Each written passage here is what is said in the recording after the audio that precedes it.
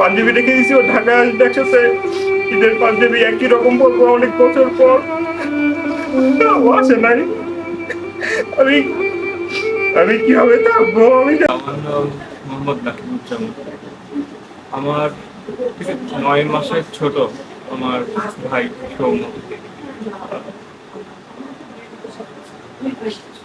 সারা জীবন একসাথে, মানে ছোটকাল থেকে একসাথে আমরা বড় হয়েছি। এখানে একসাথে একই হাত ধরে খেলতে খেলতে একই স্কুলে পড়ে একই সাথে জীবনে এতটা সময় একসাথে আমরা বড় হয়েছি। প্রত্যেকটা মোমেন্ট এখনো কিন্তু আমরা একই বিল্ডিং এ থাকি। আমরা আমাদের মধ্যে বন্ডিং খুবই ভালো ছোটকাল থেকে। আমাদের আমরা একসাথে ঈদ করি। এবার ঈদে ও এখানে চলে আসছে আমাদেরকে বলছে যাওয়ার জন্য, কিন্তু আসলে সময় হয়ে উঠে নেই, হয় নেই। এবার ব্যাক করার কথা ছিল 27 তারিখ অথবা 28 তারিখে, কিন্তু একটা ছোট ভাইয়ের, ওর ভার্সিটি ছোট ভাইয়ের বিয়ের কারণে ও হঠাৎ করে প্ল্যান করে যে আগে আগে চলে যাবে। তো যার কারণে হচ্ছে ও নন এসি বাসে যাওয়া। নন এসি বাসে ও কখনো ট্রাভেল করে না, ও ট্রাভেল করে হচ্ছে ট্রেনে, কারণ ও পানি ভয় পায়, ছোটকাল থেকে পানি ভয় পায়। ও পানি ভয় পাওয়ার কারণে ও পানির কাছে যায় না। আমার ভাই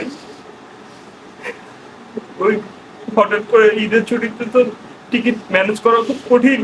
আমার ভাই তখন নন এসি বাসে টিকিট পাওয়াতে ওখানে চলে যায়, আর এই দুর্ঘটনা।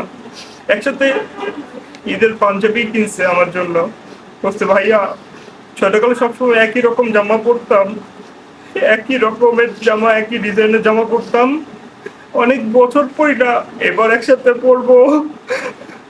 আমি এখনো পরি নাই ওই জামা। আমি পাঞ্জাবি রেখে দিয়েছি, ও ঢাকায় আসবে একসাথে ঈদের পাঞ্জাবি একই রকম পরবো অনেক বছর পর। ও আসে নাই। আমি আমি কিভাবে থাকবো আমি জানি না। আমার আমার ভাই নাই, গতকালকে দাফন করে আসছি, কবরে নেমে হাত দিয়ে ধরে ওকে মাটিতে রেখে আসছি। আমি জানি না কিভাবে থাকবো।